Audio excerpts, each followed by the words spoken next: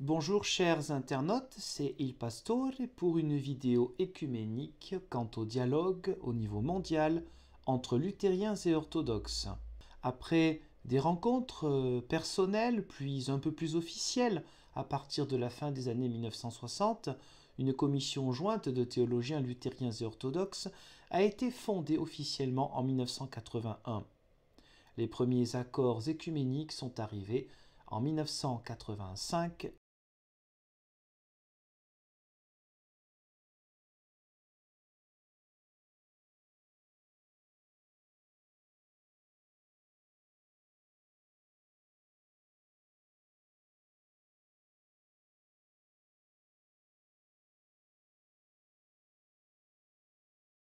Là, nous sommes en 2004, lors de la 12e session plénière de cette commission jointe luthérienne orthodoxe, qui s'est rencontrée à Durău, j'espère que ce n'est pas trop mal prononcé, en Roumanie, donc entre le 6 et le 15 octobre 2004.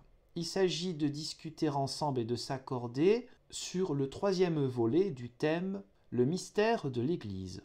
Cette fois-ci, on va parler plus précisément du baptême et de la chrismation. On va voir un petit peu ce que cela signifie, la chrismation, et typiquement dans la liturgie et le monde des sacrements de l'Église orthodoxe. Donc là, nous sommes au grand C sur la question du mystère de l'Église. Le baptême et la chrismation comme sacrement d'initiation au sein de l'Église. Quelques extraits comme toujours. Le présent accord est fondé sur l'accord qui a été donné à Oslo de donner de l'emphase, plus d'accent sur les sacrements d'initiation de l'Église ancienne qui sont le baptême, la chrismation et l'Eucharistie. C'était le document d'Oslo en 2002, le précédent accord œcuménique. Donc là, à Durău, en Roumanie, ce sont les questions de convergence ou divergence par rapport à ces trois événements, en regardant de plus près sur leur lien avec ces trois événements que sont la mort avec le Christ, la résurrection avec le Christ et le don du Saint-Esprit. Le travail a été fondé sur la connaissance des diverses traditions liturgiques et bien sûr en reprenant les divers livres liturgiques des deux traditions orthodoxes et luthériennes, ainsi que les textes confessionnels luthériens du XVIe siècle. Point numéro 1, traduit si possible de manière à peu près correcte de l'anglais. La source de ce document, vous la trouvez en dessous de cette vidéo et vous pouvez aussi donc télécharger en anglais l'ensemble de tous les accords œcuméniques entre luthériens et orthodoxes. Vous avez le lien en dessous de cette vidéo qui vous envoie sur la page spécifique de la Fédération luthérienne mondiale où vous pouvez télécharger, c'est sur votre droite, les accords œcuméniques depuis 1985 en fichier PDF. Premier point, luthériens et orthodoxes sont d'accord sur le fait que l'entrée dans la vie de l'Église une, sainte, catholique et apostolique est un don donné par Dieu à travers les sacrements. Rappelons que le mot catholique veut dire, et encore c'est une traduction restrictive, universelle. C'est pour ça que quand on parle de l'Église catholique, dans le sens de ceux qui sont rattachés au siège de Rome, on parle de l'Église catholique romaine pour la différencier de l'Église catholique dans le sens de l'Église universelle. Donc ces sacrements sont l'entrée dans l'Église une, sainte, catholique et apostolique. Apostolique, c'est-à-dire dans le droit fil conducteur de l'enseignement des apôtres. Le paragraphe premier rappelle dans le livre des Actes des Apôtres au chapitre 2, le verset 38, la question de la repentance et du baptême pour le pardon des péchés. Dans les deux traditions, le sacrement du baptême est administré avec de l'eau au nom du Père et du Fils et du Saint-Esprit, en référence à Matthieu 28, 19.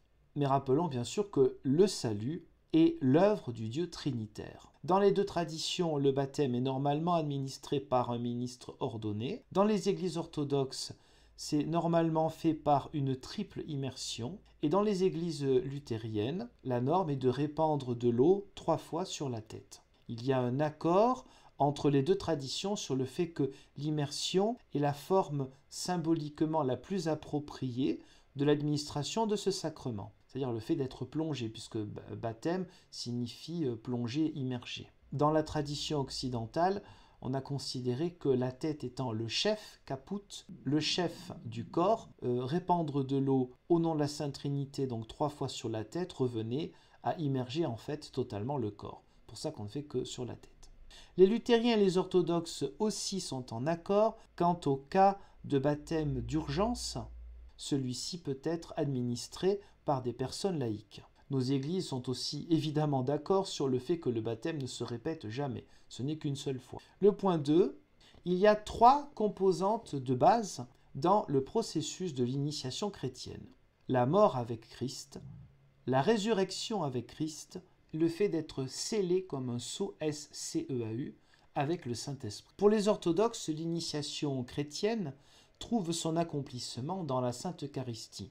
Les luthériens ne parlent pas normalement de l'Eucharistie comme un sacrement d'initiation. Mais quand un adolescent ou un adulte est baptisé, cette personne est immédiatement admise à l'Eucharistie. Point numéro 3. Pour la préparation de l'initiation chrétienne, les églises orthodoxes et luthériennes utilisent leur propre rite d'exorcisme.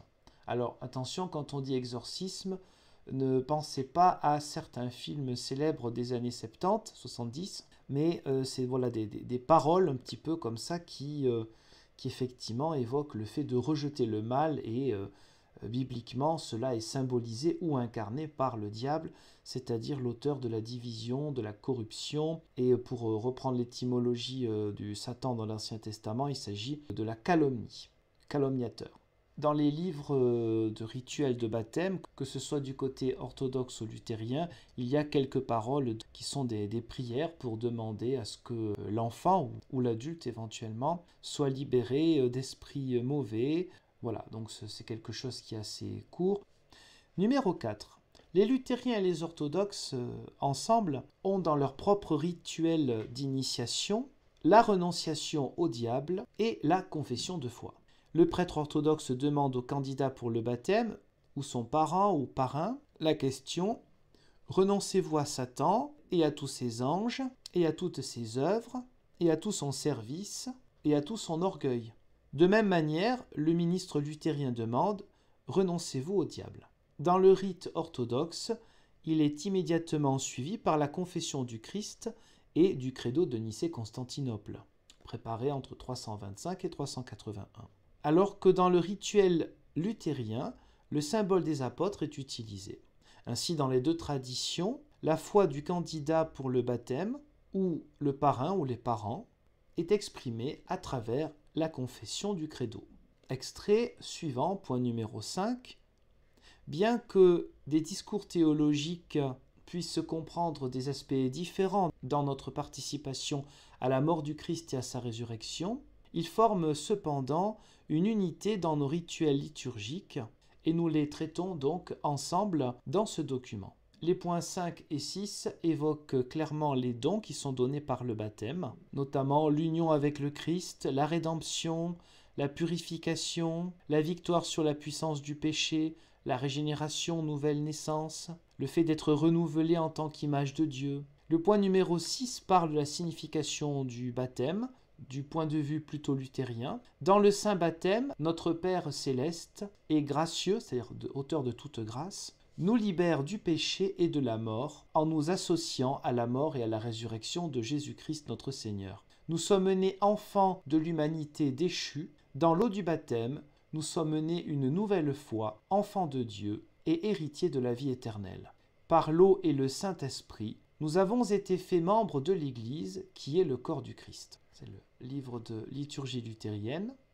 Un peu plus loin, numéro 7, dans le rite orthodoxe, le prêtre prie sur l'eau du baptême. Maître de toutes choses, que cette eau se montre comme l'eau de la rédemption, l'eau de la sanctification, la purification de la chair et de l'esprit, la rémission des péchés, l'illumination de l'âme, le renouvellement de l'esprit, etc. D'autres formules encore. Au point numéro 8, les orthodoxes et les luthériens sont d'accord sur le fait que la troisième composante de l'initiation chrétienne est le don et le sceau, S-C-E-A-U, être scellé, du Saint-Esprit, en référence à 2 Corinthiens 1, 22 et Éphésiens 4, 30. Dans les rites luthériens, le don de l'esprit est lié avec l'imposition des mains pour celui qui a déjà été baptisé, ou une prière pour l'esprit. Après que le ministre a fait couler 3 fois de l'eau sur la tête du candidat au nom du Père, du Fils et du Saint-Esprit, le livre de baptême continue avec cette prière. Le Dieu Tout-Puissant et Père de notre Seigneur Jésus-Christ, qui t'a donné naissance pour une seconde fois à travers l'eau et le Saint-Esprit, et t'a pardonné tous tes péchés, te fortifie avec sa grâce pour la vie éternelle. Le point numéro 9, il est question aussi d'habitude, de coutume dans les églises luthériennes pour le ministre d'étendre à la fois les mains sur la tête du nouveau baptisé et de prier pour le Saint-Esprit.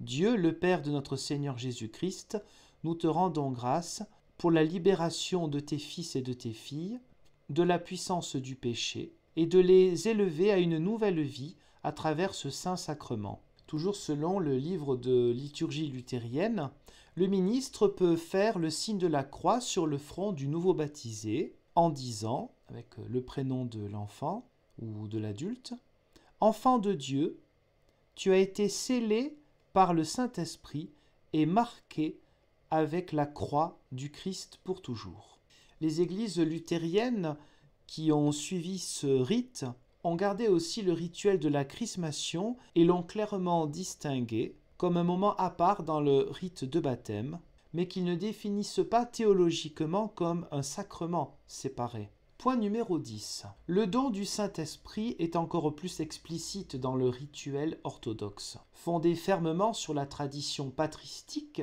c'est-à-dire des premiers siècles, la vision orthodoxe s'est fondée sur le parallèle entre la participation des sacrements de l'Église et le déroulement historique de l'économie du salut comme procédant du Père à travers le Fils et dans l'Esprit Saint. Après l'immersion, le prêtre oint d'huile le nouveau baptisé avec le Saint-Crème, Myron, en disant « Roi de toute compassion, accorde-lui, au baptisé ou à la baptisée, le sceau du don de ton saint, puissant et adorable esprit. » De même que Jésus le Christ a reçu le don de l'Esprit Saint dans sa nature humaine, ainsi, ceux qui le suivent doivent, après la Pentecôte, recevoir le même don.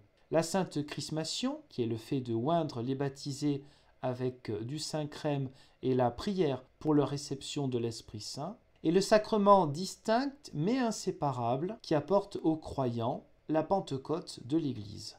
Les croyants sont ainsi préparés à participer à l'Eucharistie, le sacrement qui effectue leur union avec le Christ. Ils deviennent ainsi véritablement avec lui un seul corps et un seul sang. Ainsi, dans la tradition orthodoxe, tous ceux qui ont été baptisés et qui ont reçu la chrismation sont immédiatement admis à l'Eucharistie, ce qui inclut aussi les enfants. La tradition orthodoxe place ici une signification particulière sur le Saint-Crème, qui est préparé pendant la Semaine Sainte, chaque 10 ans, à partir d'une huile d'olive pure et à partir de plus de 50 autres ingrédients aromatiques, et qui symbolise le caractère ecclésial de la chrismation, qui unit le nouveau baptisé avec l'Église universelle à travers l'Esprit Saint. Point 11, le dernier. Les orthodoxes et luthériens, à leur rencontre à Douraou, 6-15 octobre 2004, ont trouvé que ces 3 composantes de l'initiation chrétienne s'étendent, pour une grande part du moins, dans chacun des 2 rites. Ces composantes trouvent leur accomplissement dans la participation pleine du chrétien dans la vie du Christ et dans l'Église, à travers le fait de manger le corps et de boire le sang dans la Sainte Eucharistie. Le thème de la prochaine rencontre, qui sera la 13e rencontre plénière de la Commission jointe luthérienne orthodoxe, sera le mystère de l'Église, point D, la Sainte Eucharistie dans la vie de l'Église. En attendant de pouvoir évoquer avec vous cet autre accord œcuménique, je vous remercie du visionnage de cette vidéo et je vous dis Dieu voulant à une prochaine. Au revoir.